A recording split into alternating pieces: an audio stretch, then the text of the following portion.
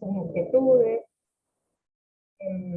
Sí, quédense tranquilos que ustedes, como decía recién, no van a ver el resto de los participantes, sí nos podemos comunicar entre todos vía escrito, como es a modo de seminario, solamente van a poder ver quién sean los panelistas de la clase, de cada clase. Bueno, si les parece, ya estamos en horario, son 14:06, vamos a arrancar un poco. Y antes de iniciar con la clase en sí, esta va a ser medio clase de prueba, de hecho tenemos muchos participantes del año pasado que esta clase les va a ser familiar, pero al encontrarnos con muchos nuevos participantes de todas partes de Neuquén, incluso tenemos compañeros que se inscribieron desde Río Gallegos, desde Mar del Plata, bueno, hay mucha gente de Río Negro que pudo encontrar también lugar gracias a esta nueva modalidad de seminario. Vamos a ir, como les decía, bueno, familiarizándonos un poco con esta nueva forma de encontrarnos. Con respecto de las clases grabadas, los que estuvieron el año pasado sabrán que tuvimos algunos inconvenientes con la grabación, así que a partir de este año van a entrar a un canal de YouTube, donde van a poder verlo. Ese canal de YouTube es un canal cerrado que es propio del Hospital Castro Rendón, así que podemos compartir las clases desde ahí. No se preocupen, les va a llegar la información por mail, a sus casillas de Gmail, que es el modo donde nos vamos a comunicar a partir de ahora. Con respecto de los presentismos, como el año pasado, les sugerimos presenciar la mayoría de las clases posibles, dado que tienen el beneficio de poder tener un ida y vuelta y una interacción con el panelista o con el disertante de la clase. Así que les sugerimos, por supuesto, que estén, y se va a tener en cuenta en el momento final del cierre, cuando se les envíe el examen final. Con respecto del taller presencial, la idea es ver más hacia mitad del curso cuántos seguimos quedando presentes en el curso y poder hacerlo hacia fin de año, cuando baje un poco la demanda en todos los hospitales.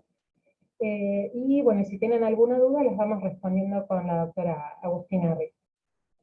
Agus, no sé si querés comentar algo antes de arrancar la clase.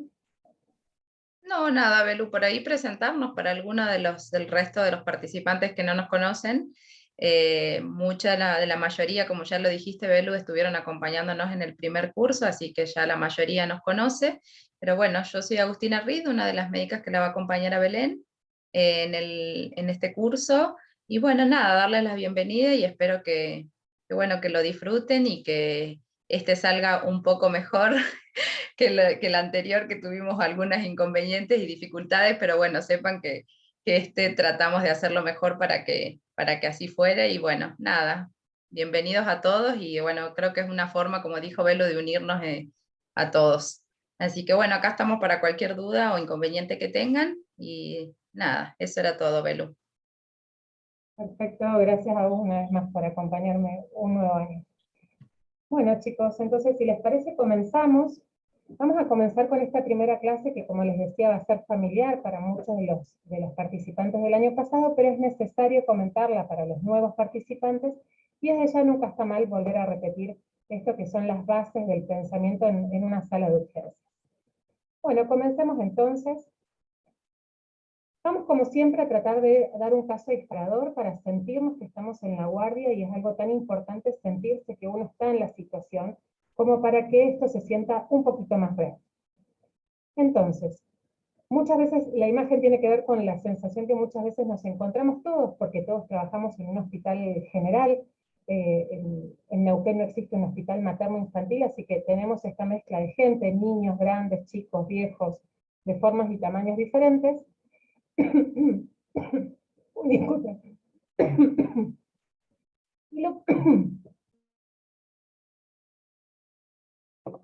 Ay, disculpen. Bueno, y como les decía recién, es sentirnos en la guardia. Vamos entonces a comenzar con un caso clínico. Este caso es un bebé de 1 año y medio, que consulta muy frecuente ahora en el invierno, consulta por tos. Pasa con enfermería, que observa que el bebé tiene una cianosis en la cara, tiene accesos de tos con estridor, le levantan la remera y observan un tiraje universal, no quiere quedarse en la camilla el niño, llora. En el monitor de control, la enfermera puede observar que hay, muchas gracias, una saturometría de 89% con aire ambiente, una frecuencia cardíaca de 195, llama al equipo del médico del momento de la guardia, y mientras decide el enfermero pasarlo a una zona con oxígeno. Ponen el oxígeno juntos, médico y enfermero, dejando a la mamá a un costado.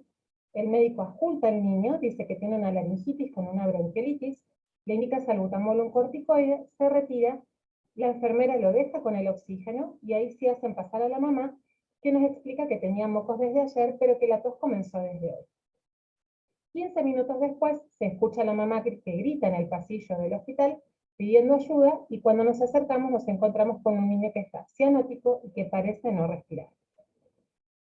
Bueno, de por sí, por supuesto, si bien es un motivo de consulta muy frecuente, no nos suele suceder esto, por supuesto, pero bueno, vamos a tratar de ponernos muchas veces en la situación más catastrófica posible para ver cómo resolver.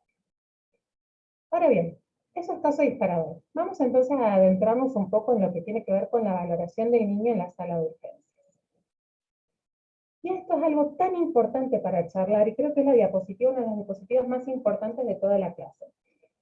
¿Qué pasa? Muchas veces a nosotros nos enseñan en las escuelas de enfermería, en la escuela de medicina, en la facultad, a que nosotros tenemos que pensar una situación, un paciente, un diagnóstico y tener una acción. Es decir, que a nosotros nos enseñan a pensar a ¿qué tiene el paciente? Esa sería nuestra pregunta para poder responder, ¿no? ¿Qué tiene el paciente? Eso sería entonces la primera intervención que nos acostumbraron en nuestra formación a abordar el niño, o un adulto o un adolescente. Y acá hay algo muy importante, y vamos a tratar de tambalear un poco la estantería de cada uno, porque necesitamos empezar a tener un cambio en el pensamiento y transformamos en ese pececito que vemos ahí que se pasa a otra pecera, donde el pensamiento va a ser a partir de otro punto. Ese pensamiento ahora va a ser ¿qué hago con el paciente en vez de qué tiene el paciente? ¿Por qué? Porque la valoración pediátrica en urgencia ya no va a ser buscar un diagnóstico y tratar un diagnóstico, sino que va a ser reconocer un problema, saber si ese problema pone en riesgo la vida del paciente, establecer una prioridad y hacer algo. Entonces mi pregunta cambia de ¿qué tiene? A ¿qué hago? Y sobre todo, ¿por qué, chicos? Básicamente porque nosotros en urgencia nos corre el tiempo. Siempre vamos a estar actuando a contratiempo. Entonces, la intervención, el pensamiento anterior, la intervención clásica, lleva mucho más tiempo. De la intervención de la urgencia es ¿qué hago? ¿Sí? Entonces, pensando esto como primera pregunta, vamos a empezar a desmenuzar cómo hacemos para hacer ese ¿qué hago? ¿Cómo sobrellevamos entonces los médicos y los enfermeros esta situación a contratiempo? Esta es una foto de nuestro equipo. Primero, con un trabajo basado en 3 puntos importantes, que es el trabajo en equipo. Siempre en urgencias, uno solo nunca puede, siempre es un equipo que debe trabajar para bien del niño. Con confianza, porque como les decía recién, nos corre el tiempo, entonces es importante generar un lazo de confianza con nuestros compañeros enfermeros y médicos, y de ahí también el valor que nosotros le ponemos a nuestro equipo de enfermeros que nos acompaña, que este curso no solamente es para médicos, sino que también es para enfermeros. Y crear este lazo de confianza es fundamental para trabajar adecuadamente y en un corto tiempo. Y obviamente la sistematización, que nos va a ayudar, sea como sea el equipo o quien esté frente al niño para abordar un problema, siempre que sea tratado de la misma manera o con la misma equidad, con la misma justicia, ¿no? Entonces, por eso la sistematización. ¿De qué hablamos cuando hablamos de sistematización? Nosotros en emergencias pediátricas, nosotros en todos los lugares del mundo donde atienden niños, tenemos 4 herramientas básicas. Las 4 herramientas básicas van a ser una evaluación inicial, una evaluación primaria que vamos a utilizar en la ABCD, que vamos a ir desmenuzando hasta más adelante, una evaluación secundaria que vamos a utilizar esta mnemotecnia que se llama sample, y una evaluación terciaria que muchas veces ni siquiera es realizada en un servicio de urgencias. Vamos a comenzar con cada uno. Les pido que en la medida que tengan preguntas, las pueden ir haciendo específicamente en el link de preguntas, y vamos con Agus leyendo y contestando. Comencemos entonces con la evaluación inicial. Nuestra evaluación inicial va a estar dada por esto que se llama triángulo de evaluación pediátrica, que es la base de nuestra primera observación para el paciente. La utilizamos tanto enfermeros como médicos, y sobre todo para enfermería es tan importante que es una de las bases del triage. Entonces, ¿de qué hablamos cuando hablamos de triángulo de evaluación primaria o de TEP, como le vamos a decir a partir de ahora? Hablamos de la observación de 3 lados, con algunas características del examen, pero que tiene algo muy particular el TEP. No debería llevarnos más de 30 a 60 segundos, debe realizarse sin tocar al paciente, y entonces uno dice, bueno, pucha, pero ¿cómo voy a hacer esto? En realidad es lo que informalmente llamamos, este paciente tiene fea pinta, este paciente tiene mala pinta. Yo ya lo veo, que viene caminando al consultorio, lo veo como está en la sala de espera, y yo ya puedo reconocer algunas cosas. Es esa cosa que nosotros muchas veces le decimos el ojo clínico, este paciente no me gusta, es esa sensación que nos da a los que quizás ya tenemos algunos años en la urgencia, pero que es la herramienta en sí permite de que tengas experiencia más o menos, puedas abordar un paciente en estos primeros segundos. Y algo muy importante en el TEP es que es un instrumento es una herramienta en realidad para poder valorar un paciente, pero no es un instrumento para un diagnóstico. De vuelta les repito, no buscamos un diagnóstico específico, buscamos encontrar un problema y resolver un problema. Entonces, vamos a ir desmenuzando, como les decía recién, cada lado de este triángulo pediátrico para que nosotros entendamos qué es lo que tenemos que hacer en estos primeros 30-60 segundos de cuando yo veo por primera vez el paciente. Vamos a comenzar con el lado del aspecto general. El lado del aspecto general evalúa justamente el aspecto general del paciente. Cuando hablamos de aspecto general hablamos del tono, de la interacción, es decir, me mira, no me mira, quiere charlar, o si no es conmigo, es con algún enfermero, si no es con el enfermero, es con la madre o con el familiar, se consuela, y esto sobre todo es consolabilidad con el acompañante, nos mira, no nos mira, tiene la mirada perdida, si habla, si es un paciente que ya está en condiciones de hablar, habla, llora, ¿qué es lo que hace ese paciente? Y fíjense que esto, quienes tenemos nuestra presencia en la guardia, como les decía, yo veo al paciente pasar por la puerta donde estoy yo, y esto yo ya lo puedo realizar.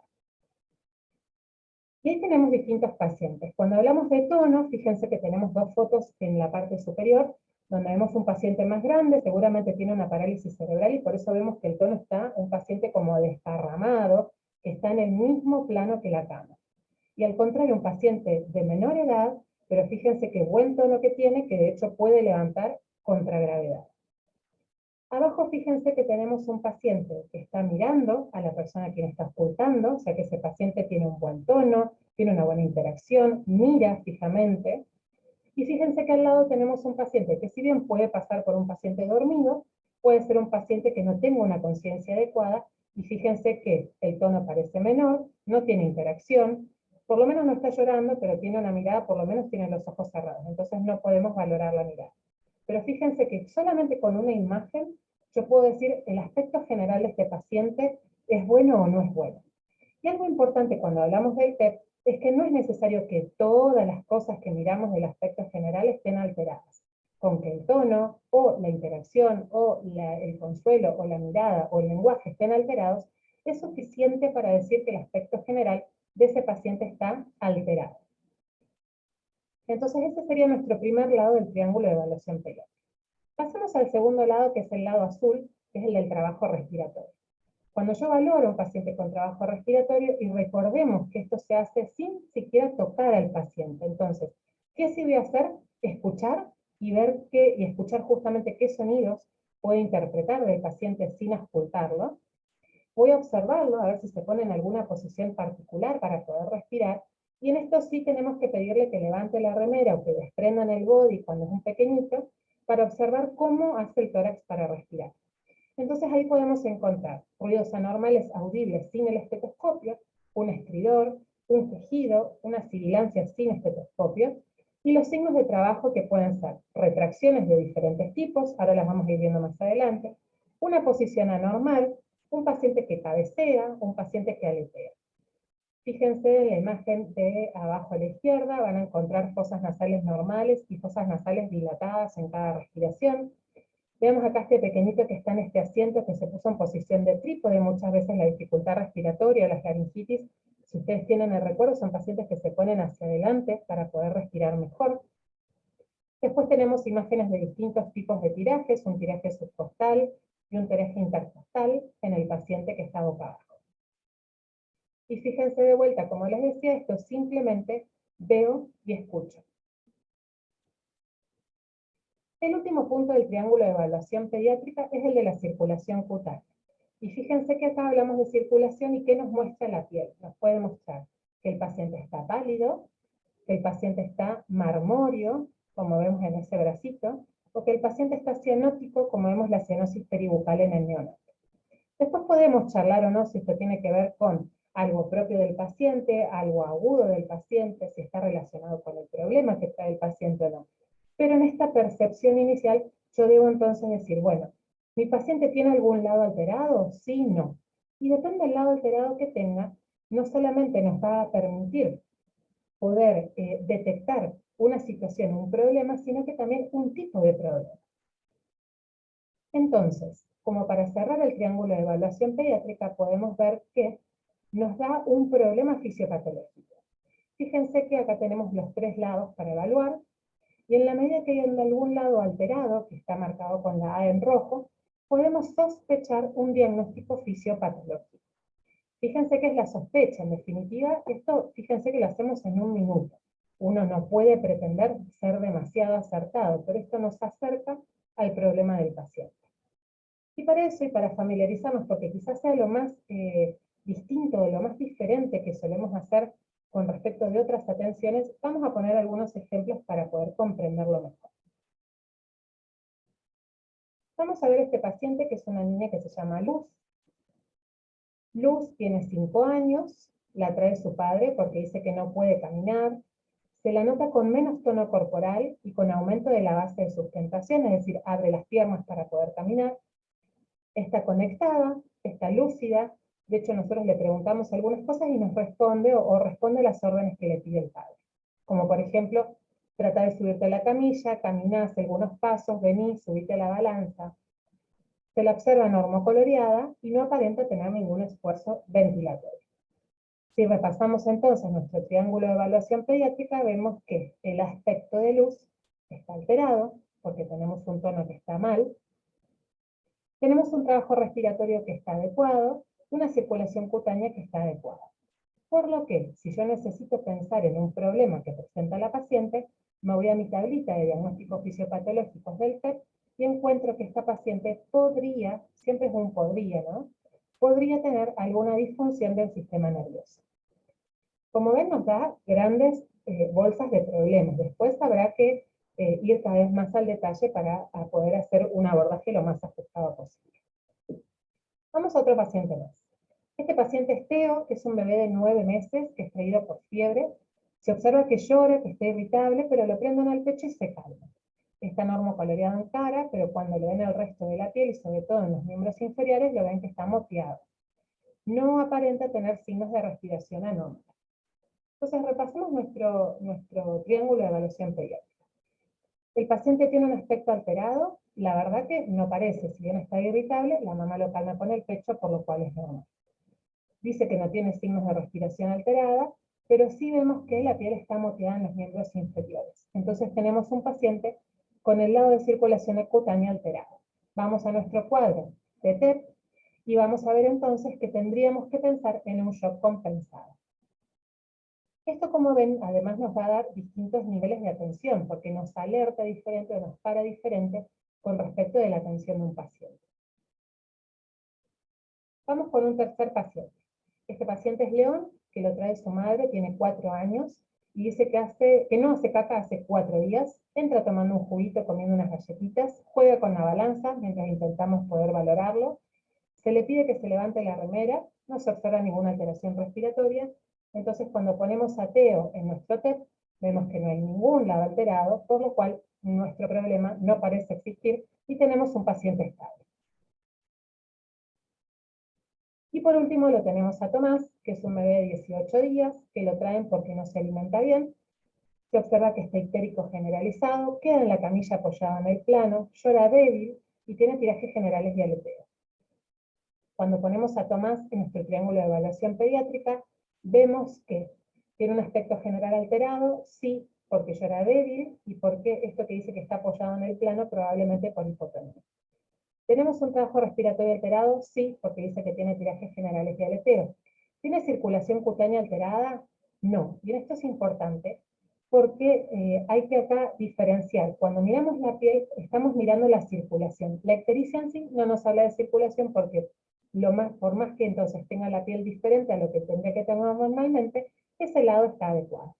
Entonces tenemos un aspecto general alterado, un trabajo respiratorio alterado, por lo cual si buscamos en nuestro cuadro de diagnósticos fisiopatológicos, vemos que nuestro paciente Tomás tiene una falla respiratoria.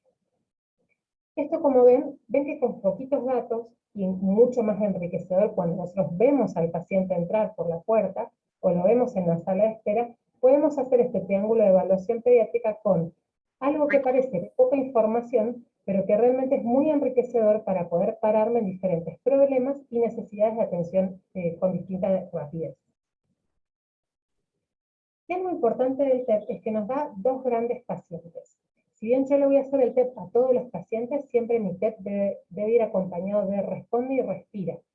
Si esto es así, como es en la mayoría de los pacientes que vamos a asistir en una sala de urgencias, pasamos entonces a una evaluación primaria, secundaria y terciaria, que es con lo que vamos a seguir ahora en el resto de la clase. Vamos a tratar de identificar un problema y haremos un tratamiento pertinente. Ahora, si cuando intentamos hacer el test el paciente no responde, no respira, por supuesto nos activamos como siempre en una urgencia pidiendo ayuda porque nunca podemos solos en una urgencia con niños.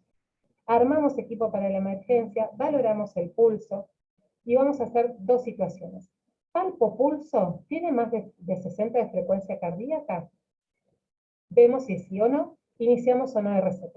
Eso como para no dejar tan colgado en la situación de reanimación. No todos los pacientes tienen un TEP con 1, 2 o 3 lados alterados, sino que directamente puede ser no responde, no respira, y por supuesto que no voy a hacer la evaluación primaria, secundaria o terciaria, sino que directamente voy a ir a reanimar. Bueno.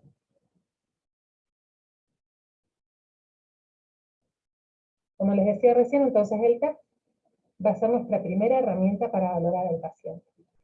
Siguiendo entonces, más allá de que tenga uno o dos lados alterados del paciente, todos deben pasar posterior a una evaluación. La evaluación con la que vamos a comenzar es la evaluación primaria, y hay que entender que la evaluación en pediatría, en las urgencias pediátricas, siempre es evalúo, identifico un problema, intervengo sobre ese problema y vuelvo a evaluar. Siempre el trabajo en urgencias pediátricas parece siempre como esta figura circular, de flechas como de círculo que no termina más, porque evalúo, identifico, intervengo, evalúo, identifico, intervengo.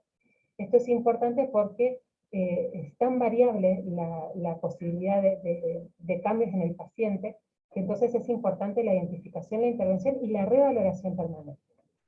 Vamos entonces ahora a la evaluación primaria, que es nuestra segunda herramienta, donde vamos a utilizar esto que se llama ABCD. Quienes hicieron el PALS seguramente les sonará algo familiar, y es una herramienta que es utilizada a nivel mundial para la valoración de los niños en urgencias.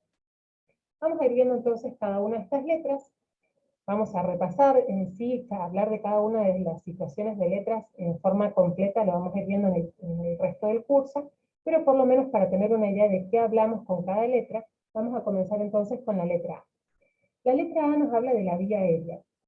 Y de la vía aérea, ahora sí, por supuesto, yo estoy con el paciente, toco el paciente, lo ausculto, lo percuto, lo palpo, pongo monitores. Esta ya es una situación diferente. Acá estamos todos trabajando con el paciente y no solamente observándolo. Cuando hablamos entonces de vía aérea, vamos a hablar de tratar de encontrar ruidos anormales inspiratorios como aspiradores y borboteos, esfuerzos respiratorios inspiratorios aumentados con retracciones y episodios de esfuerzos sin ruido como obstrucciones completas. Entonces, ¿qué hago para encontrar eso? En realidad lo que tengo que tratar de poder valorar es si la vía aérea de este paciente está despejada. ¿Qué quiere decir eso?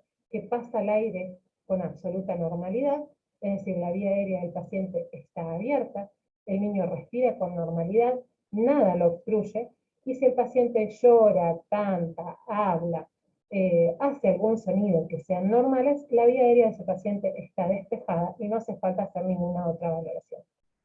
Cuando tenemos algún problema con esta vía aérea, que puede ser sostenible, que quiere decir que la vía aérea no está abierta, está obstruida, pero yo la puedo mantener con alguna maniobra simple, que hablando de maniobras simples podemos hablar de quitar secreciones, posicionar al paciente adecuadamente, hacer una técnica de desobstrucción si tenemos un cuerpo extraño, o abrir la vía aérea con alguna maniobra como la elevación del mentón o la tracción mandibular. O podemos hablar de una vía aérea no sostenible, donde la vía aérea no está abierta, está obstruida, pero está obstruida a tal punto que requiere una maniobra avanzada para permitir el pasaje de aire, si no, no va a haber forma de que pase aire por esa vía. En este caso estamos hablando de la colocación de una máscara laringea, de una intubación endotraqueal o de una cricotirotomía. Bien, entonces, cuando hablamos de vía aérea, la mayoría de nuestros pacientes tienen una vía aérea despejada. Cuando no la tienen, debemos diferenciar. ¿Es sostenible o no sostenible? Después, en la medida que vamos avanzando en el curso, vamos a ir hablando de cada uno de los temas, pero esto es como para darles una idea general de qué es lo que pensamos y vemos en cada letra. Cuando hablamos de B, hablamos de ventilación. ¿Qué busco en la ventilación? Debo tomar la frecuencia respiratoria, debo valorar los signos de trabajo respiratorio, debo inspeccionar el tórax, si tiene heridas, si se mueve en forma simétrica, debo percutir el tórax, sobre todo si sospecho que tiene más aire de lo normal o tiene líquido, debo auscultar el pulmón. Idealmente nosotros en urgencias tratamos de que sean 4 focos para hacer una evaluación rápida, 2 anteriores y superiores, y 2 laterales por debajo de las axilas que nos dan información de la parte posterior. Y debemos tomar saturometría también. Quienes tengan capnografía, por supuesto que la capnografía es otro punto de la ventilación. Para poder comprender esta letra adecuadamente necesito saber y recordar que las frecuencias respiratorias en los niños van a ir cambiando según la edad. Entonces esto es algo importante cuando yo trato de entender la ventilación de un paciente, ya que no es lo mismo tener una frecuencia respiratoria de 40 a los 6 meses de vida que a los 6 años de edad. Entonces, como punto importante, recordar frecuencias respiratorias normales según edad, necesito monitor porque necesito tomar saturometría, y algunas cuestiones, como les digo, que tienen que ver con el tocar al paciente, auscultar al paciente, percutir al paciente. Cuando hablamos de la letra C, siguiendo el abordaje A, B, C, D, E, cuando hablamos de la C, hablamos de circulación. Cuando hablamos de circulación, hablamos de frecuencia cardíaca, nuevamente la importancia de reconocer los signos normales en cada edad del paciente. Hablamos de tocar pulsos periféricos y centrales, recordando que los pulsos periféricos podemos encontrarlos en radiales, en cubitales, en pedios, y recordar que los centrales, sobre todo el carotilio en los niños más chiquititos, puede ser un lugar poco eficaz, y lo vamos a buscar en braquial o en femoral para todos los pacientes. Podemos encontrar y debemos encontrar el color del paciente general, la temperatura y el relleno capilar. Hablando de relleno capilar, yo acá les traje un videito interesante para ver cómo tomamos adecuadamente el relleno capilar en un paciente. Fíjense que cuando es un bebé que está llorando, le sacó el sonido para poder seguir hablando. El relleno capilar en un paciente mayor siempre estamos acostumbrados a hacerlo en el pulpejo del dedo, ¿no? Tomamos, presionamos unos segundos y después soltamos y vemos cuánto tiempo tarda en rellenarse. Recordando que hasta 2 es el tiempo normal. Pero ¿qué pasa con los niños? Donde normalmente las extremidades de las manos son más frías y quizás la valoración en un pequeño dedito puede ser un poco más dificultosa, se sugiere hacer de esta forma, elevando el mentón por sobre el plano del corazón, presionando la planta del pie por algunos segundos, y fíjense que ya lleva varios segundos hasta que se normocolorea. Vamos a ponerlo una vez más, así podemos contar juntos cuánto tiene. Este era un paciente que vino séptico, que vino chocado en verdad. 1, 2, 3, 4, 5. Entre 5 y 6 segundos es lo que tarda ese paciente en un relleno capilar que estaba muy alterado. Eso como recordatorio para la toma del relleno capilar. También vamos a auscultar su corazón para ver el ritmo cardíaco y vamos a tomar la tensión arterial. Acá importante, como los valores normales, buscar un manguito que sea el adecuado para el paciente. Recordando que podemos tomarlo en miembros superiores o en miembros inferiores, según nos convenga, con el manguito adecuado para que el valor sea el pertinente para el paciente. Una recomendación, nosotros en urgencias, y los pediatras seguramente estarán más acostumbrados, vamos a buscar en la tabla de la OMS cuál es el percentilo 50, el percentilo 75, 90 de la presión para ese niño. Imagínense que en urgencias esto para nosotros no es algo que sea práctico, por lo cual hacemos esta rápida cuentita de la presión sistólica que nos habla del percentilo 5. Es decir, un valor de una tensión arterial sistólica menor de 60 para un bebé de un mes es hipotensión, menor de 70 para un niño de un año es hipotensión. Luego hacemos una cuenta simple, que es la edad en años por 2, más el 70, y eso nos habla del percentilo 5 de vuelta, y una tensión arterial sistólica menor de 90 para un chico, por ejemplo, de 11 o 12 años, también es hipotensión. Fíjense que son cosas rápidas y prácticas, y luego sí podemos buscar la tablita de la OMS para verificar en qué percentilo está. Pero en urgencia nos interesa saber rápidamente si el paciente está hipotenso ahora. Pasamos a la letra D. De la letra D, que es el déficit neurológico, vamos a buscar entonces dos escalas importantes que forman parte del déficit neurológico, que es la escala de respuesta pediátrica. Esta es una escala para hacer rápidamente, muchas veces en el prehospitalario, que es importante hacer en el primer segundo, pero que debe ser completada con el Glasgow. La escala ABDI o ABPU, según como esté en inglés o en castellano, van a ver que es simplemente saber si el paciente está en alerta, si responde solo a la voz, si responde solo al dolor o si está inconsciente. Entonces podemos decir, mi paciente tiene una B de ABDI, una D de ABDI o una A de ABDI. Eso tiene una correlación con el Glasgow, que es lo que yo les comparto acá, pero siempre es mejor, por supuesto, más que hacer esto y una correlación cercana, sacar un Glasgow exacto para el paciente.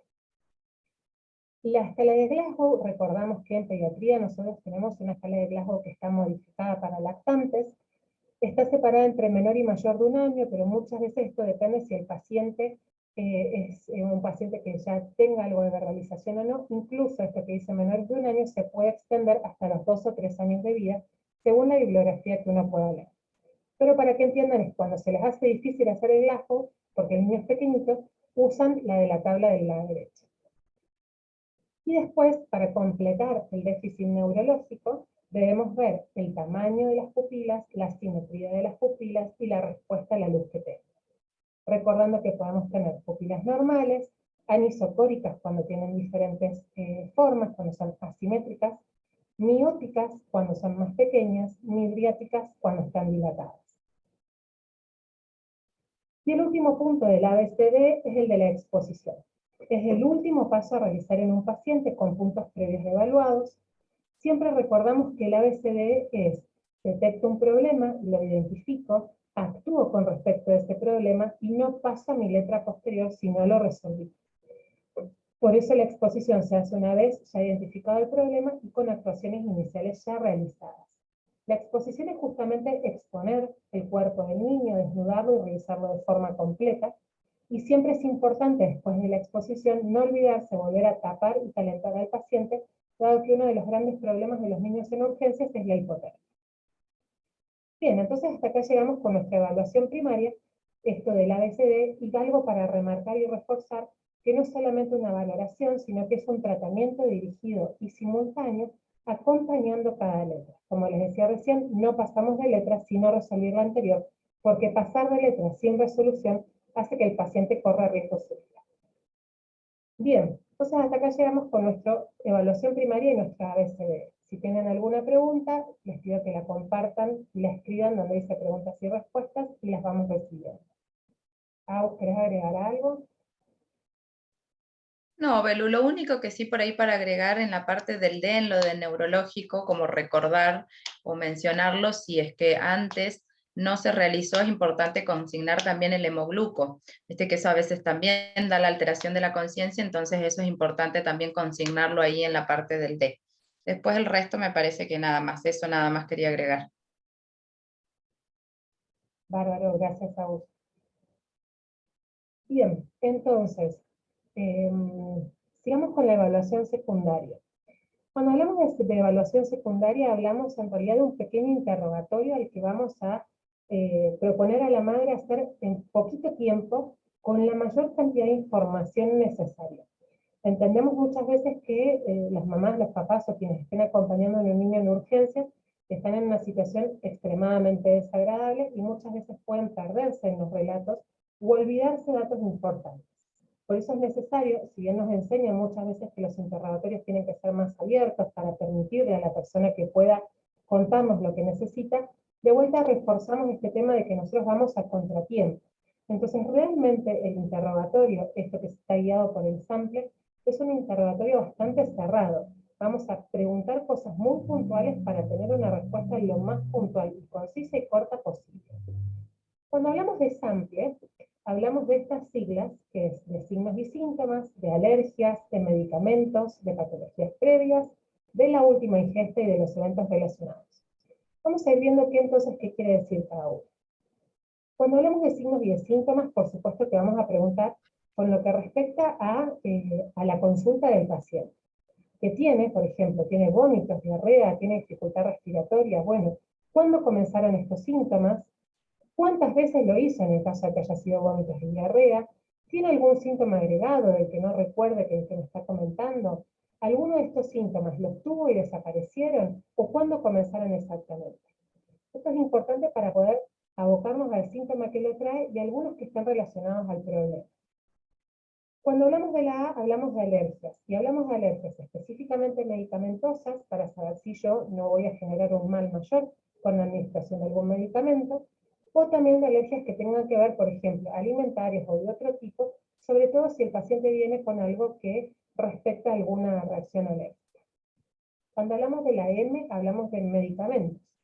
Con respecto de los medicamentos, vamos a tratar de preguntar si tiene algún medicamento de uso diario, si le administró algún medicamento por el que motiva su consulta, ejemplo, consulta por fiebre, si le dio o no algún antitérmico previo.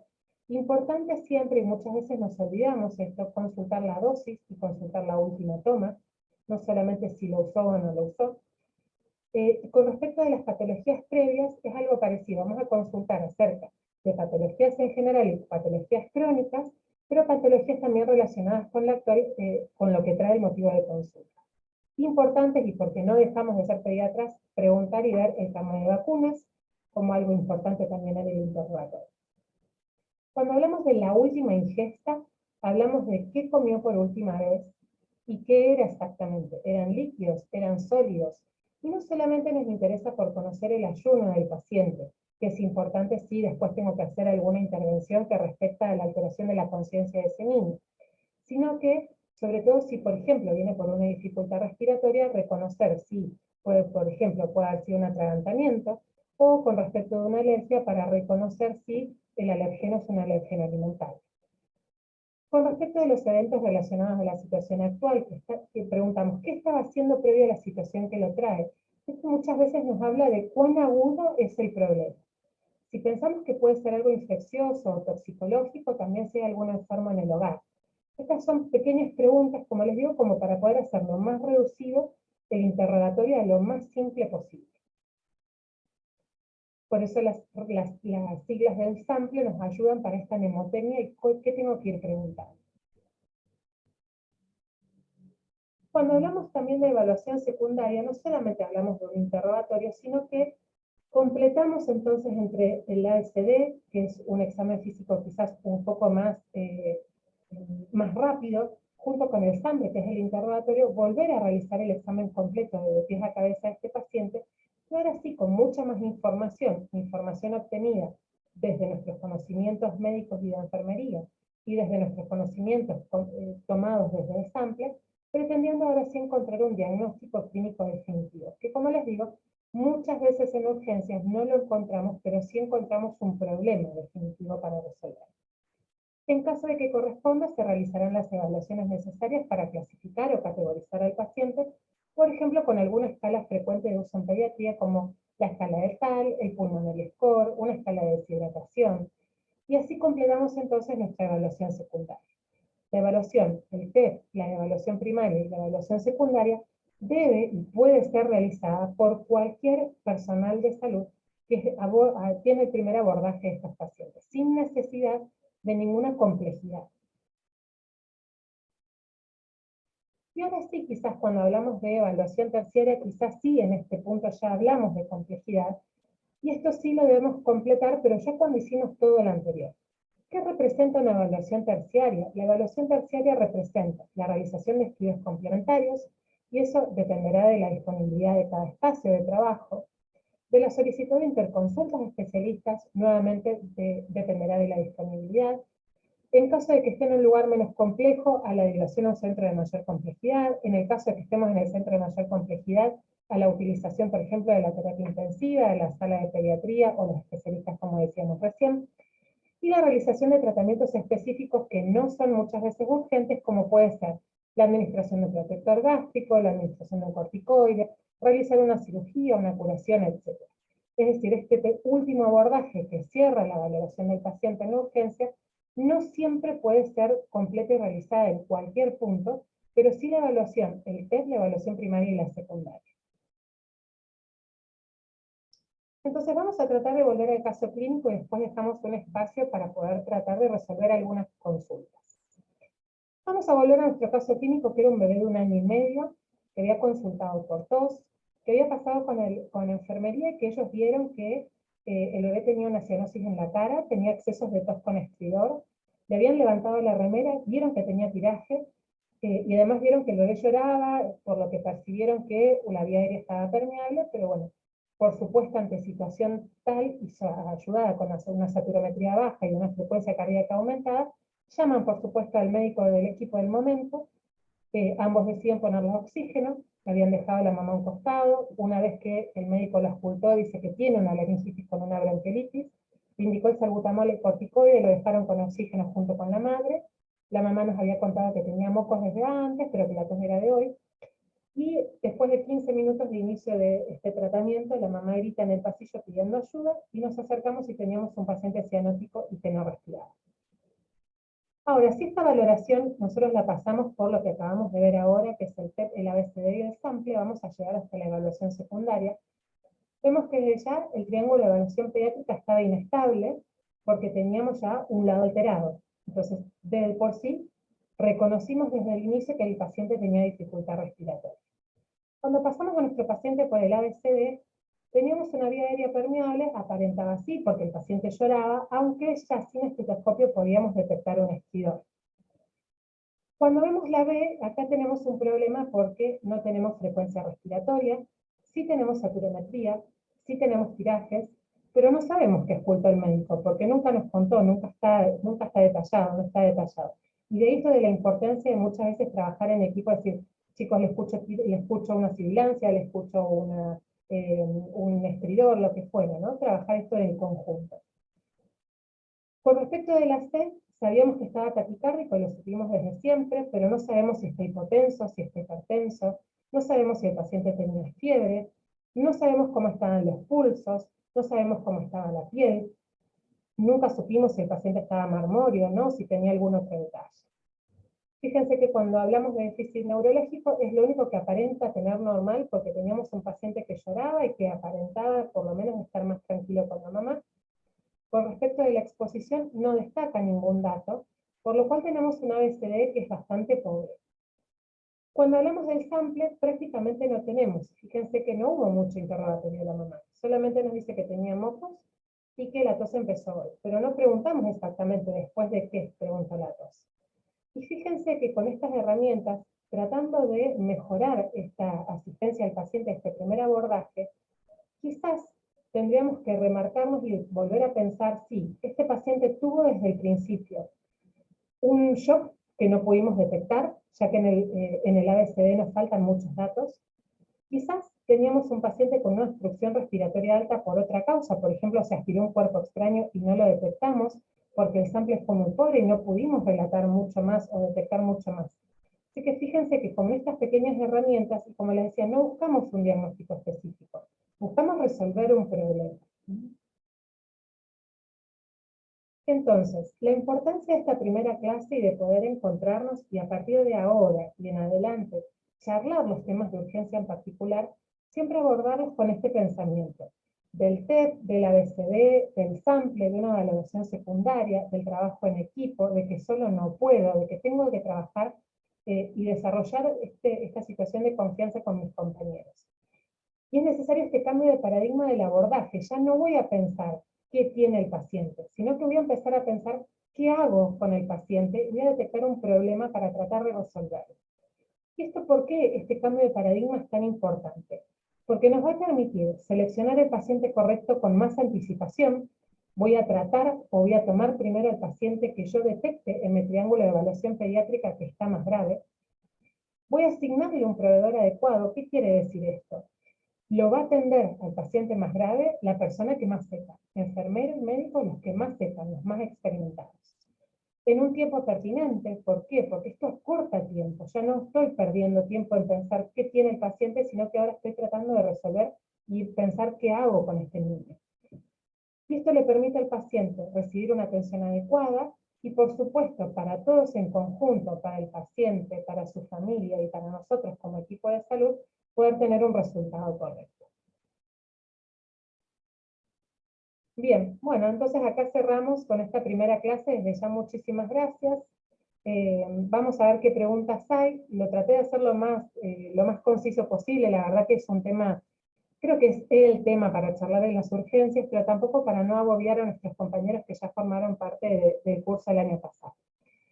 Recuerden y traten ahora cada uno en sus lugares de trabajo de comenzar a utilizar estas herramientas. El triángulo de evaluación pediátrica, como decía, es algo que es bastante simple de hacer. Si yo soy categórico y soy sistemático, me ayuda mucho a que todo parezca mucho más simple cuando lo hago de esta forma sistemática. Y mientras más personas lo conozcamos, también lo hace más simple, porque podemos hablar el mismo idioma. Podemos hablar por teléfono y decir, tiene un TEP inestable, el paciente no me gusta, tiene tal y tal lado alterado, pienso que tiene tal problema. O le hicimos el ABCD y encontramos que esta letra está incorrecta. Después podemos charlar si el paciente tenía o no una laringitis, una neumonía complicada, pero sí podemos charlar en urgencias y en corto tiempo de cuál es el problema que juntos tenemos que resolver. Agus, te dejo el micrófono abierto por si querés completar con algo, y yo voy leyendo las preguntas si es que las hubiera.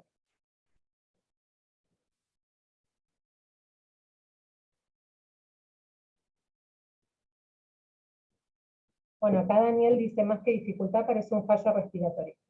Sí, Daniel, recordamos como siempre, como vimos al principio, el TEP, el Triángulo de Evaluación Pediátrica, no es específico, nos da un acercamiento a un problema. No buscamos un diagnóstico específico con el TEP. Ya es suficiente, es perfecto lo que vos decís, un fallo respiratorio, una dificultad respiratoria, y va a depender del aspecto del paciente, ¿no? La diferencia entre fallo y dificultad.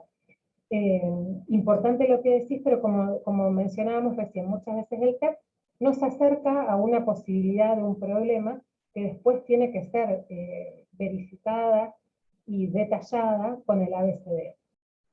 Esto que dice el médico, no vio que tenía cianosis, por supuesto, sí puede ser el médico y el enfermero, ¿no? Porque trabajamos, somos equipos, somos conjuntos.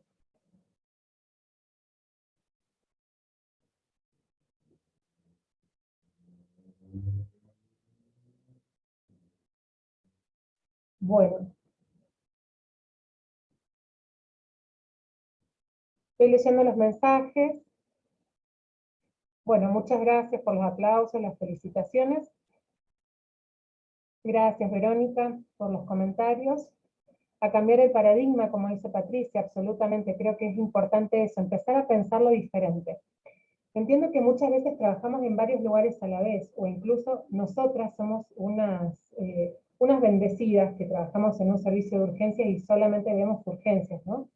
Porque es verdad que está cambiando el paradigma, estoy en el consultorio, veo una cosa, voy a la guardia, hago otra cosa, estoy en otro ámbito de trabajo y tengo que pensar en otra cosa, y es verdad que un poco que la cabeza explota, ¿no? Pero traten de pararse cuando están en una situación de urgencia en este cambio de paradigma. No pienso que tiene, porque yo sé que muchas de ustedes, seguramente cuando iba leyendo el caso clínico, todos pensan, ah, listo, tiene una laringitis. O desde el principio, no, tiene aspirado un cuerpo extraño. Pero esto, tratar de dejar de pensarlo como diagnóstico primero, sino como problema primero. ¿Sí?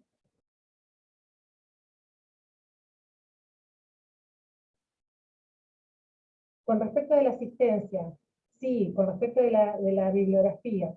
Bueno, la idea con respecto de estas cuestiones que vamos a ir viendo en el curso del año, para que sepan, las clases se van a grabar, van a quedar en un canal de YouTube, que después se los vamos a compartir cómo ingresar. Las van a poder ver las clases las veces que necesiten en el canal, no hay ningún problema. Con respecto de la bibliografía, sí se les enviará directamente a sus mails, porque tuvimos muchos problemas el año pasado con el Drive, que había mucha gente que no podía ingresar. Así que la idea es enviarles, hacer una carpeta y enviarla, o la carpetita con la bibliografía y protocolos, o muchas veces a nosotros en urgencia nos gusta usar tablas o cuestiones que tengan que ver con el acceso rápido a la información, que las usamos nosotros en nuestro servicio y por supuesto las vamos a compartir con ustedes. Así que la idea es que en el curso de la semana se les va a enviar el mail con la carpeta con la información de la clase en particular, y el ingreso al canal de YouTube para que también le vayan poniendo, lo pongan como me gusta y también nos ayuda a nosotros como para poder difundirlo. Después, la entrega de los certificados, sí se realiza entrega de certificados, los certificados se darán a final de año con examen aprobado. Así que eso lo vamos a ir charlando más adelante según el presentismo que vean. Con respecto de, podrían explicar lo de la circulación con respecto a la presión sistólica en un niño de 1 a 10 años, percentil 5, un ejemplo por favor. Sí, con todo gusto, Karen. Vamos a poner el siguiente ejemplo, vamos a poner un ejemplo de un niño de 5 años. Si volvemos, vamos a volver para ver la tablita, siempre cuando es más visual, o al menos a la mayoría de nosotros nos gustan las cosas visuales en urgencias. Vamos a buscar a la tabla directamente de tensión arterial sistólica. Espero que la tengan todavía compartida. Vemos acá la tabla que está en violeta. Fíjense que dice 1 a 10 años, percentilo 5. Todo esto es percentilo 5. El de neonatos, el de lactantes y el de niño mayor. Vamos a hacer un ejemplo con un niño de 5 años. Fíjense que es en edad y no es en meses. Entonces, si yo tengo un chico de 5 años, hago 5 por 2, que son 10, y le sumo el 70, lo cual me va a dar 80. ¿Qué quiere decir eso? Que para un niño de 5 años, tener una tensión arterial sistólica menor de 80 es igual a estar hipotenso. Ese sería el ejemplo más clásico, por ejemplo. No sé si se entendió.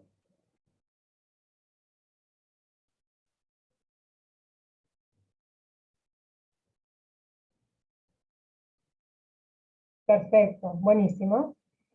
Bueno, y así con cada una de las edades, ¿no? Tienen que multiplicar por 2 y sumarla al 70.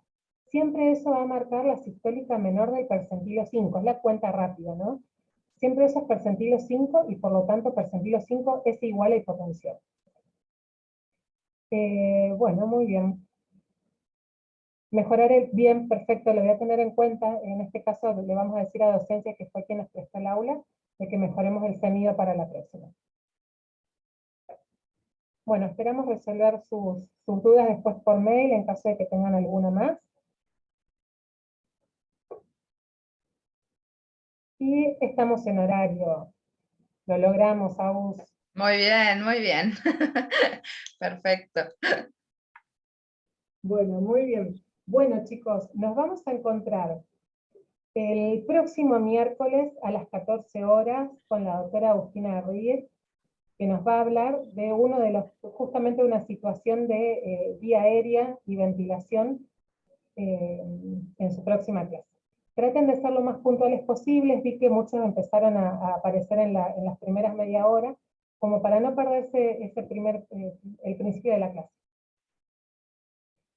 Durante la semana, y no lo vamos a hacer hoy, pero durante la semana van a recibir el mail con la información, bibliografía y tablitas y protocolos que tengamos para compartir.